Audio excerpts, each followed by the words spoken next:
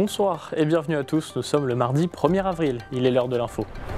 Pierre Garnier, Alonso et les boys bands, la programmation de Musicalité 2025 a été dévoilée, nous vous donnerons le programme.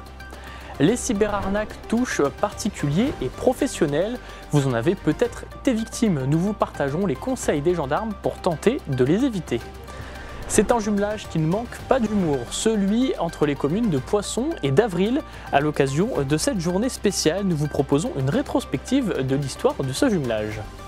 En fin de journal, nous vous proposons une rediffusion de l'interview de Charline Arbogast, une meusienne championne de France de derby cross.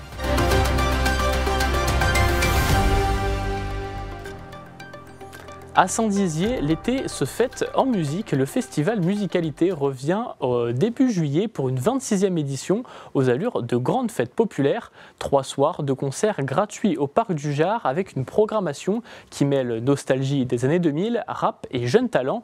Clémentine Coppola et Ilan Burel vous proposent de découvrir les artistes en musique. Je sais ce que tu vas dire, que c'est pas à cause de moi. Saint-Dizier s'apprête à vivre l'un des rendez-vous les plus attendus de l'été. Et c'est Pierre Garnier qui en sera la tête d'affiche. Pour sa 26e édition, le festival Musicalité dévoile une programmation entre nostalgie pop et rap. Et toujours en accès libre, au cœur du Parc du Jard. Vendredi 4 juillet, retour en plein cœur des années 90 et 2000 avec Génération Boys Band et des artistes cultes comme Helmut Fritz, Stomy Bugsy ou encore Faudel. Normalement, vous ne les avez pas oubliés.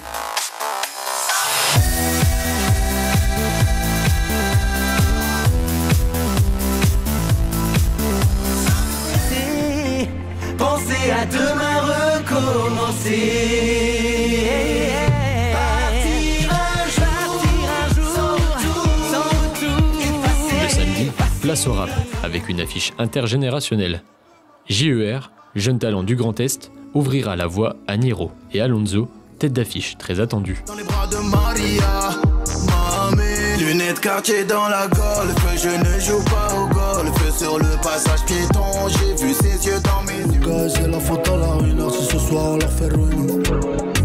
Et bientôt on reprend pas l'air manière au Provenziano et le Grande Totorino. La soirée du dimanche fera place à la pop avec Julien Lieb et Pierre Garnier, tous deux révélés par la Star Academy. À l'ombre de la pluie, mais avant faut que je poste ma story. Ce soir avant minuit, je laisse filer la folie. Pour toi je sillonne le monde, cette envie d'ailleurs. Et quand j'appelle ce soir, tu me réponds dans le noir. Tu dis qu'il est trop tard pour aller mieux. Pour le maire de Saint-Dizier, Quentin Brière, ce festival est bien plus qu'un rendez-vous culturel. Un budget de plus de 640 000 € a été débloqué cette année.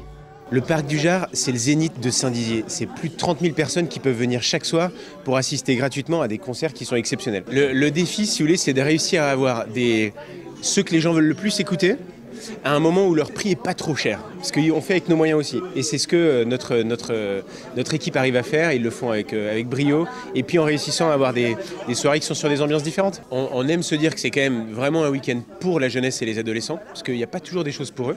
Là, on a la foire de Pâques que tout le monde adore. Et puis ces soirées-là. Et en même temps, on pense aussi à ceux qui étaient ados dans les années 2000, comme moi par exemple. Et puis qui aujourd'hui sont super contents de retrouver le club Musicalité avec des artistes qu'on écoute moins à la radio aujourd'hui, mais qu'on est trop content de réentendre. Tous les concerts sont gratuits et auront lieu en plein air au Parc du Jard.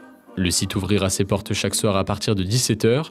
Avant chaque artiste, un DJ set sera prévu. Et vous l'avez entendu, c'était évidemment avec Mathis Grenier aux commentaires. Les cyberattaques ne touchent pas que les groupes hospitaliers et opérateurs de téléphonie mobile. Les particuliers sont aussi des cibles. La gendarmerie de la Marne animait la semaine dernière une conférence sur le sujet, l'occasion de dresser un bilan en France, mais aussi dans le département, et de donner des conseils pour éviter de se faire pirater. C'est un reportage de Clémentine Coppola et Ilan Burel. La livraison de votre colis est interrompue. Régularisez la situation. Nouvelle carte vitale disponible. Pour rester couvert, remplissez le formulaire suivant. Nous vous informons que vous avez un remboursement en attente dans votre espace personnel. Vous avez déjà tous reçu ce genre de SMS ou de mail. Un colis en attente, une facture à régler ou encore un formulaire pour votre carte vitale. Avec de l'expérience ou grâce à de précieux conseils, certains comprennent rapidement qu'il s'agit d'une arnaque. D'autres tombent dans le piège. En 2023, près de 268 800 procédures ont été engagées à la suite de cyberattaques. En 2022, ce chiffre était de 112 000. Au niveau des mots de passe, c'est vrai que j'ai tendance à utiliser le nom de ma petite fille. Mon erreur, c'est de couper mon ordinateur, par exemple, de ne pas débrancher le câble de la box. Ces attaques ne touchent pas uniquement les groupes hospitaliers ou les opérateurs de téléphonie mobile. Ce lundi, la gendarmerie marnaise alerte les particuliers et les entreprises, même les plus petites, sur le sort réservé aux victimes. Les principales arnaques, c'est celles que j'ai citées. C'est tout ce qui va être les plateformes de faux investissements bancaires, les faux vides, donc les faux ordres de virement, donc l'arnaque au président. Surtout et vraiment surtout le faux conseiller bancaire et rançongiciel. Et aussi recrudescence énorme des usurpations de RIB. Le RIB qui est changé dans une facture et donc vous procédez au paiement de la facture en question, mais sur un RIB qui n'appartient pas à l'entreprise. Les discours sont bien rodés et les malfaiteurs ciblent tous les habitants, les seniors, les entreprises ou encore les grands groupes. Même les plus petites sociétés ou encore les particuliers sont concernés. Et ces agissements rapportent gros. Selon une étude menée par Statista, les cyberattaques vont coûter jusqu'à 122 milliards d'euros à la France en 2024. Alors la gendarmerie a donné quelques conseils. 94% des attaques proviennent d'un mail. Donc la réception de mail, il faut vraiment être vigilant à la réception de mail, être attentif à ce qu'on reçoit, se poser les bonnes questions. Est-ce que je reçois ça? Est-ce que c'est normal? Est-ce qu'on me demande quelque chose dans l'urgence? Si on demande quelque chose dans l'urgence, toujours se méfier, ne pas cliquer sur les liens, vérifier l'adresse mail de l'expéditeur, ne pas télécharger les pièces jointes. Cette conférence a permis de sensibiliser certains vitrias. Ils étaient près d'une centaine dans la salle du manège.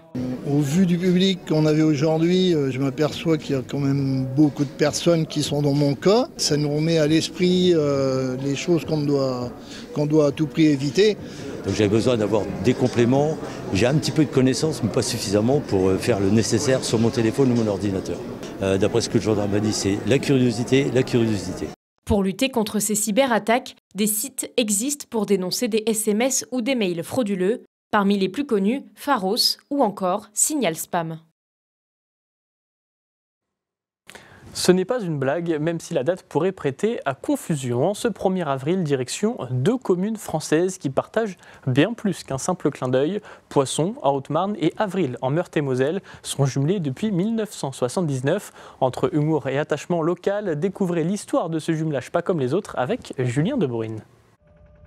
Ce n'est pas une blague, mais ça a pourtant commencé comme ça. En 1976, une farce diffusée dans différents médias évoque un jumelage fictif entre 2 communes au nom improbable, Poisson en Haute-Marne et Avril en Meurthe-et-Moselle. Une blague médiatique sans suite a priori, mais l'idée a fait son chemin. 3 ans plus tard, les clubs de football des 2 villages se prennent au jeu et organisent un match entre leurs équipes, l'occasion d'une rencontre conviviale et le début d'un lien. En 1979, le jumelage devient officiel, Poisson et Avril sont unis pour de vrai. Ça a été bien pris parce que ça a continué avec les 2 présidents de foot, donc déjà qui ont pris contact ensemble en faisant un match de foot à Poisson, le match retour à Avril l'année d'après. Et c'est là qu'est venue l'idée d'aller plus loin, de faire un jumelage. Alors le maire d'Avril disait que c'était Avril qui était les meilleurs au foot. Est-ce que vous me confirmez cette info? Moi j'aurais dit que c'était match nul.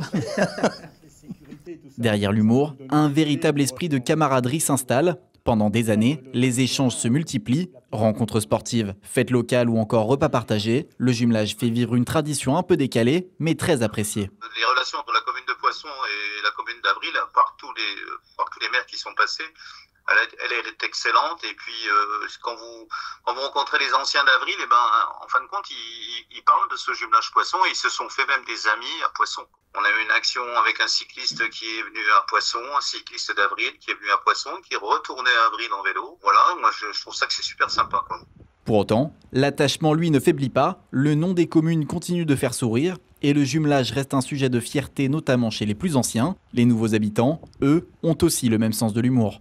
Avoir l'idée de jumeler ces deux villages-là, c'était une superbe idée, quoi. On a eu la chance de pouvoir rencontrer les gens d'Avril. Bonne journée en plus, on a passé une bonne journée avec eux. Moi je trouve que c'est un beau trait d'humour. C'est ce qui donne un peu de peps dans nos petits villages. Et justement, Avril et Poisson, c'est quand même quelque chose de drôle. Et la tradition devrait reprendre vie d'ici peu. En septembre, un événement commun est prévu pour la première fois depuis 5 ans. Au programme, une descente de caisses à savon dans les rues de la ville d'Avril, où tous les habitants de Poisson sont conviés. Une animation à l'image du jumelage, décalée, joyeuse, mais bien réelle. Nous vous proposons ce soir une rediffusion de l'interview de Charline Arbogast, championne de France de derby cross. Nous l'avions reçue en janvier dernier. Regardez. Je reçois ce soir Charline Arbogast, vous êtes meusienne, vous avez été sacrée championne de France de derby cross à Fontainebleau en octobre dernier. Bonsoir Charline. Bonsoir. Est-ce que c'était une surprise pour vous d'être sacrée championne de France ? Tout à fait, on ne va pas se le cacher. Les choses avaient très mal commencé, on va dire, même avant ce championnat. Tolkien a déclaré un abcès à un sabot au postérieur 2 semaines avant le départ.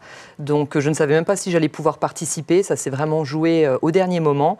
Et finalement, je l'ai trouvé en pleine forme. Donc tout s'est bien passé et on a pu décrocher ce titre. C'était, comme vous l'expliquiez, c'était pas gagné d'avance, vous avez eu aussi un autre problème au tout début de l'épreuve. Oui, en plus un petit souci de chrono qui ne m'était jamais arrivé jusqu'alors, donc en fait c'est une épreuve qui est chronométrée, on doit se repérer grâce à un chrono à notre poignet, et donc moi au moment de partir, en plus Tolkien est toujours vraiment très motivé, en général il se jette en dehors de la boîte de départ, et j'ai dû faire un faux mouvement, j'ai éteint mon chrono juste après l'avoir allumé, donc je n'avais plus le temps. Donc je me suis un petit peu énervée pour essayer de le remettre en route et ça m'a pris un petit peu de temps, j'ai perdu une trentaine de secondes, donc voilà, ça a un petit peu compromis aussi mon tour, on va dire, parce qu'il faut arriver très proche du temps optimal qui était de 2,26 et sans chrono, c'est un petit peu difficile quand même. Est-ce que vous pouvez expliquer justement cette épreuve de derby cross? Il y a des obstacles mobiles mais aussi fixes. Donc on va dire que le derby cross, c'est une discipline qui se rapproche du test de cross-country de l'épreuve de concours complet qu'on a vu cet été à l'occasion des Jeux Olympiques à Versailles. Donc effectivement, ça se court sur herbe. On a des obstacles à franchir qui sont fixes et mobiles. Donc les fixes, on va dire que ce sont des coffres en bois, des haies. Les mobiles, ce sont des obstacles tels qu'on les connaît, des barres sur des chandeliers qui peuvent tomber. Et donc on a un temps imparti, dont il faut être le plus proche, pour ne pas avoir de pénalité de temps et bien sûr pour ne pas avoir de pénalité aux obstacles, il ne faut pas faire tomber les barres mobiles, que le cheval ne passe pas à côté des obstacles et qu'il ne s'arrête pas devant. Et d'où l'importance de connaître son temps et d'avoir son chronomètre aussi, qui fonctionne, ça aide. L'équitation et en particulier votre domaine, le derby cross, il faut avoir un lien très fort avec sa monture, dans votre cas Tolkien. Ah bah oui, moi c'est vrai que mon cheval, c'est vraiment comme un membre de ma famille, on va dire. On est parti de rien parce que je l'ai eu, j'avais tout juste 19 ans déjà. Je lui ai tout appris en fait, on est parti de zéro, même moi il y a des choses que j'avais jamais faites avant, j'avais jamais participé à des concours, donc on a tout découvert ensemble, on s'est construit l'un et l'autre pour en arriver finalement à décrocher ce titre, donc c'est vrai que c'est quand même une belle réussite. Vous vous décrivez souvent comme un petit peu à part dans l'équitation, vous n'avez pas de coach par exemple, contrairement à vos concurrents. Moi je suis pas le bon exemple, non. J'ai pas de coach, j'ai un entraînement qui est un peu spécial aussi, donc voilà, il y a beaucoup de gens qui s'entraînent en carrière, qui ont un programme très strict à respecter, qui font notamment aussi du saut d'obstacle à la maison pour préparer leur championnat.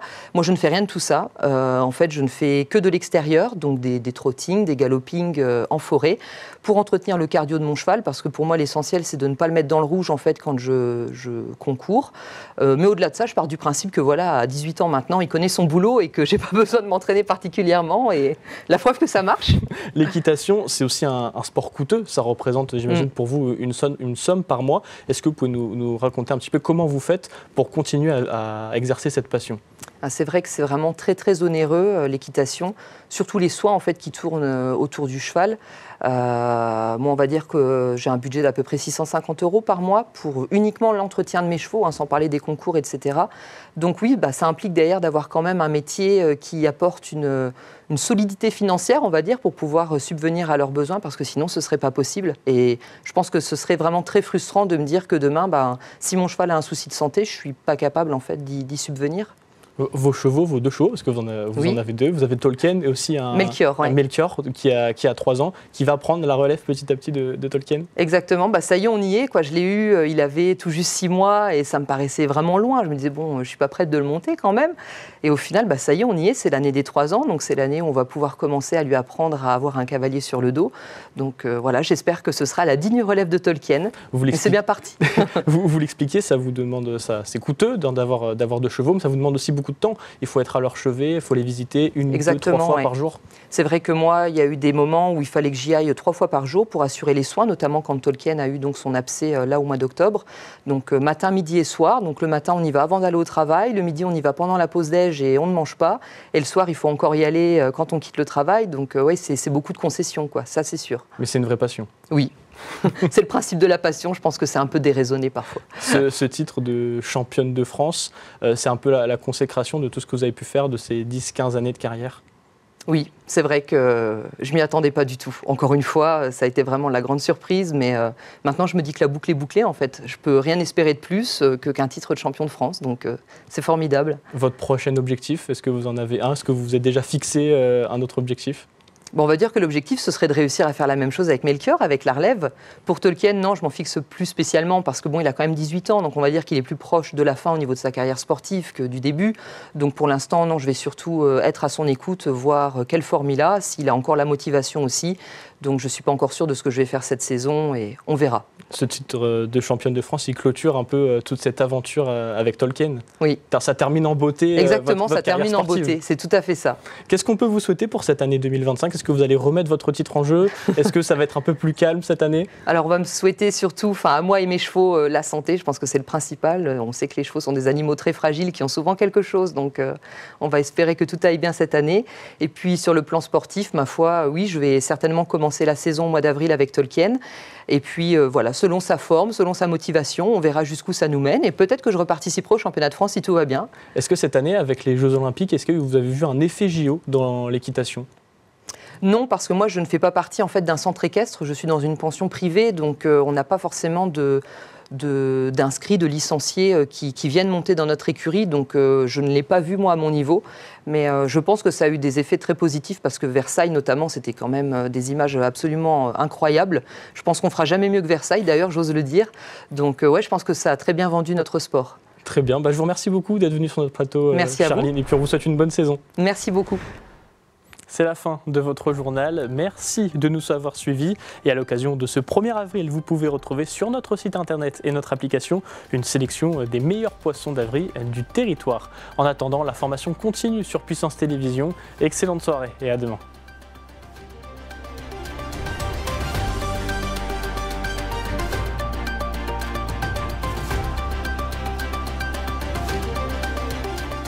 Toute l'actualité en continu à retrouver sur notre site internet et notre application mobile.